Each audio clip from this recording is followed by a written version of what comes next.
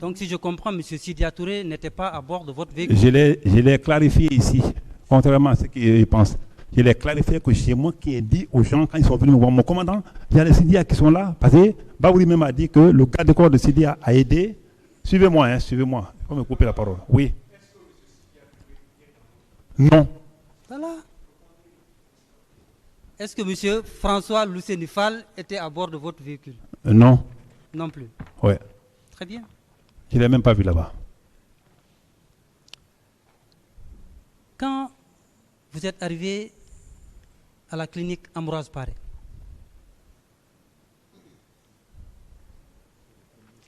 qui s'est opposé à ce que les leaders reçoivent les promesses sous la menace de faire exploser la clinique? Bon, sincèrement parlant, j'ai vu M. Toumba, le commandant Toumba là-bas, et les hommes, mais les hommes là, je ne peux pas les identifier. Parce que ce n'est pas facile. Ce qu'on dit aujourd'hui là, sous le climatiseur, à un moment donné, ce n'était pas facile, quoi. J'ai vu des hommes, et j'ai vu la grille avec au moins 2 éléments criaient, mais en réalité, je ne peux pas être. Je n'ai aucune idée maintenant sur les hommes-là. Même maintenant, moi-même, je cherche ces gens-là souvent dans les rangs, mais je n'ai aucune idée sur la figure. La seule personne que vous avez remarquée, c'est M. Toumba. M. Toumba, oui. Et les pick-up. Et les pick-up. Les pick-up de Béret Rouge, oui. De Béret Rouge. Oui. Est-ce que M. Marcel était sur les lieux? C'est que je t'ai dit qu'il y avait un monde qui ont débarqué. Et c'est vrai. Quand l'ordre a été donné déjà de ne pas le permettre d'être admis aux soins, moi, j'ai dit l'ordre contraire, je n'ai pas insisté. Je n'ai pas insisté. Parce que quelqu'un qui a une grille dans la main, s'il balance, c'est fini, mon ami, la vie est faite. Hein. J'étais obligé de donner l'ordre contraire, de rembarquer. Ma question est de savoir, est-ce que, à l'instar de M. Toumba, vous avez remarqué la présence de M. Marcel Guilavogui à la clinique? Je n'ai aucune idée. S'il y était, moi je n'étais pas observé. Parce qu'il y avait plein de monde. Est-ce que vous l'avez vu également au stade? Au stade? Oui. Oui, à la sortie. À la sortie? Oui. M. Marcel était au stade? Oui, à la sortie. Mais je l'ai vu à la sortie. Hein. J'ai vu quelqu'un quand même à la sortie. Attends, vous avez vu quelqu'un ou vous avez vu M. Marcel? Oui, mais ce que je te dis, j'ai vu Marcel à la sortie du stade, à la sortie. Hein? Oui. Hein? Vous l'aidez à répondre, maître? À la sortie. Non, c'est pas ça.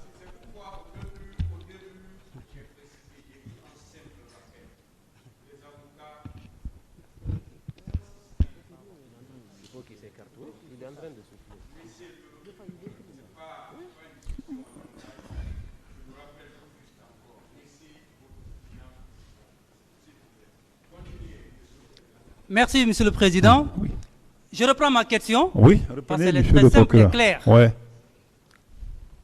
Est-ce que vous avez vu M. Marcel Guilavogui au stade du 28 septembre ce jour? Je dis oui, mais à la sortie. À la sortie? Oui. Il était habillé comment? Comme d'habitude, en béret et choses. Mais vous savez, M. Marcel a fait des déclarations.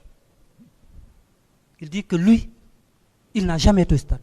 Bon, ça, c'est pas mon problème. C'est que j'ai vu, non, c'est attendez, que je dis. S'il vous plaît. Monsieur Marcel déclare que lui, il n'a jamais été au stade. Mais vous, vous dites que vous l'avez vu là-bas. Si. Vous l'avez vu. Et j'insiste. Ok. Merci, Monsieur le Président. C'était juste une précision pour apporter, comme Monsieur Marcel est là, ça va ressortir.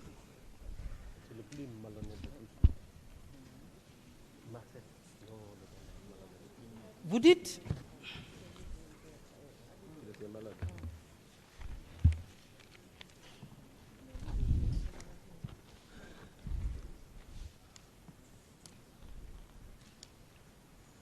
dans votre déclaration, suivant votre procès-verbal d'interrogatoire, au fond, vous avez rappelé, M. Sidia Touré, qu'il a été appelé devant vous pour lui demander de reporter la date de la manifestation. Est-ce que vous maintenez cette déclaration? Je viens de dire tout de suite que la question cette question, pour moi, n'est pas si importante. Mais elle est tellement importante et capitale pour moi que j'aimerais savoir. C'est la question que je pose. Vous dites dans votre déclaration, procès verbal d'interrogatoire, signé de vous-même,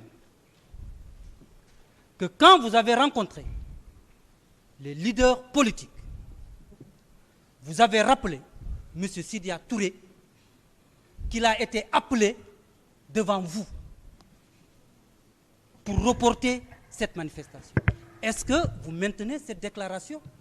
Vous voulez que je parle? Mais on vous a donné la parole pour vous ça. Voulez un oui ou non, ou bien vous voulez que je parle? Non, ce n'est pas une question fermée. Hein. Oui, je l'ai dit. Vous l'avez dit. Je l'ai dit, mais j'ai été clair avec les gens que j'étais au camp. Au Avec camp, qui? et puisque moi-même je passe la nuit au camp. Mais ce jour, je l'ai dit tantôt, même à Maître Souvogui il n'y a pas longtemps, que comme la lecture, parce que c'est à 23h, oui. Alors, pas du tout, Monsieur le Président. D'accord, je l'ai dit parce qu'il était au camp. C'est vous qui avez dit ça? Je l'ai dit que j'ai entendu qu'il a été appelé. Attendez. Vous avez entendu qu'il a été appelé? Oui. Ou il a été appelé? Non, ce jour, non. Parce que c'est Thibault qui l'a appelé, comme les gens le disent. Excusez-moi. Ouais. Il n'a pas été appelé devant vous? À ma présence, non. La décision même est là, Thibault aussi est là. Ok, excusez-moi, je vais vous faire lecture. Non, il n'y a pas de problème. Votre audition. Ce Dieu ne se trompe pas, même lui, il se trompe deux fois. Pardon? Et ce Dieu ne se trompe, mais j'ai dit au procureur, au juge d'instruction, qu'il a été appelé. Et quand j'ai discuté avec lui, quand vous regardez un peu dans ma déposition, si j'ai dit quelque part, il a été appelé devant moi, certainement, je n'ai aucune idée, mais je n'étais pas là-bas quand Thibault l'appelait. Non, mais attendez. Je ne comprends pas. Oui, mais il faut que tu comprennes. Est-ce que M. Sidya Touré a été appelé devant vous, tel que vous l'avez dit dans votre audition? Il y a ma déposition. Il est venu, hein.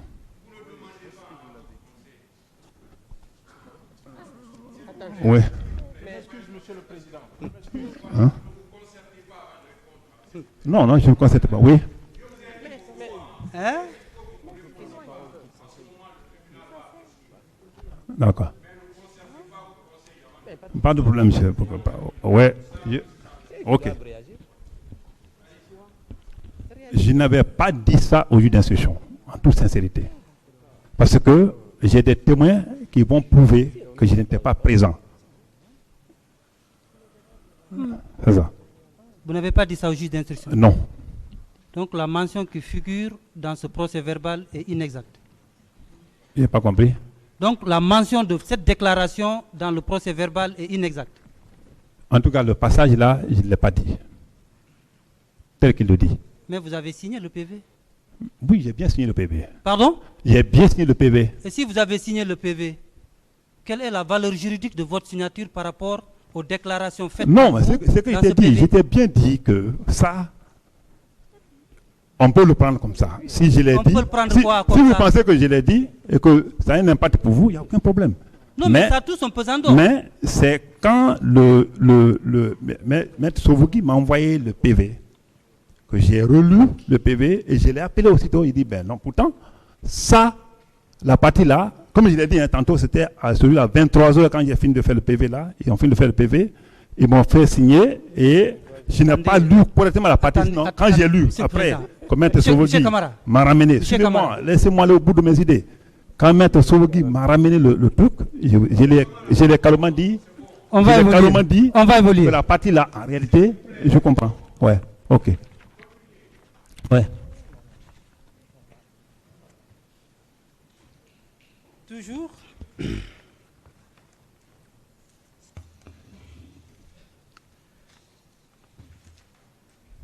Si vous prenez votre procès verbal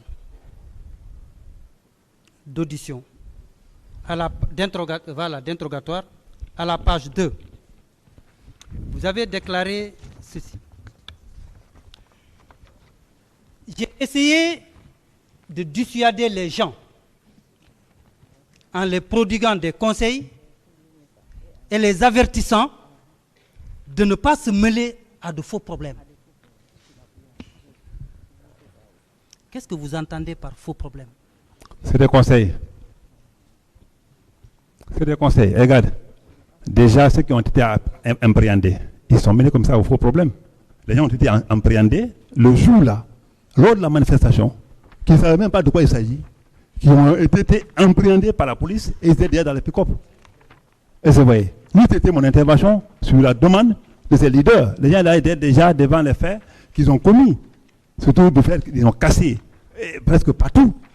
Donc pour moi, c'était un conseil. Je vous cite, vous dites, j'ai essayé de dissuader les gens, j'utilise vos termes, Ouais. dissuader les gens en leur prodiguant des conseils et les avertissant de ne pas se mêler à des faux problèmes.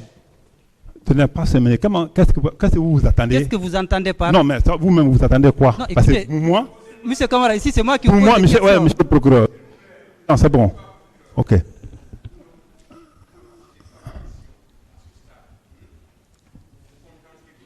Voilà. D'accord, monsieur le président. D'accord.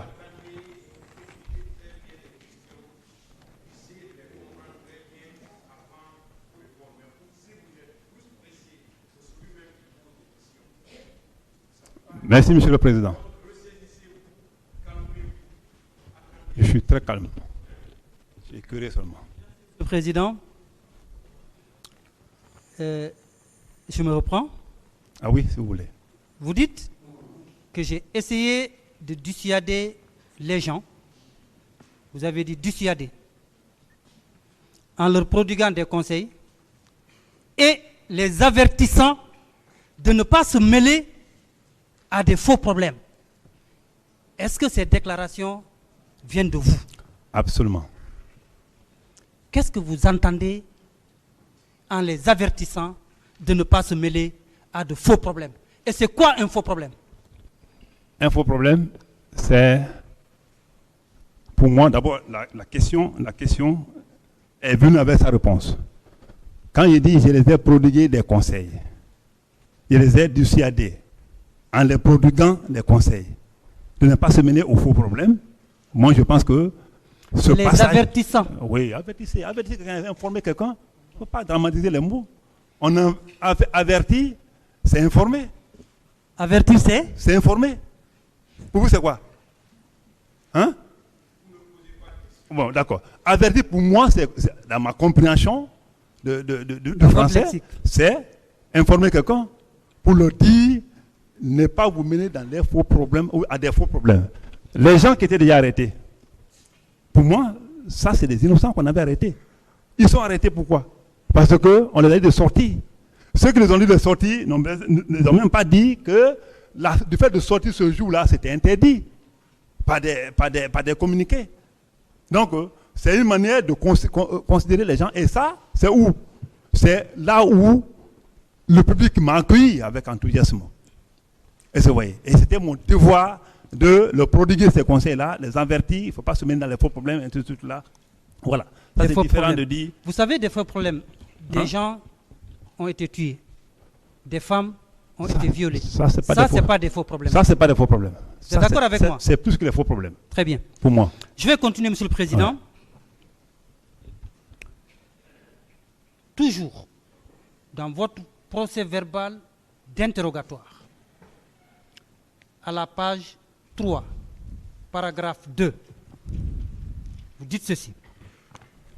J'ai donné l'ordre de libérer certains militants qui se trouvaient dans les pick-up des policiers. Vous maintenez cette déclaration? Merci. Il vient de le dire tout de suite là. Ces ordres, vous les avez donnés en qualité de qui?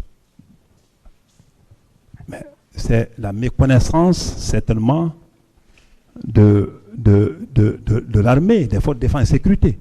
Je suis gendarme. Les policiers et nous sommes sur le terrain.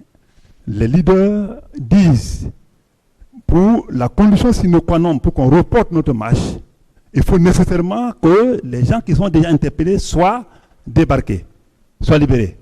Et puisque moi, je ne savais pas si les gens ont été arrêtés pour d'autres fins, je les ai dit carrément, automatiquement, pour leur faire plaisir.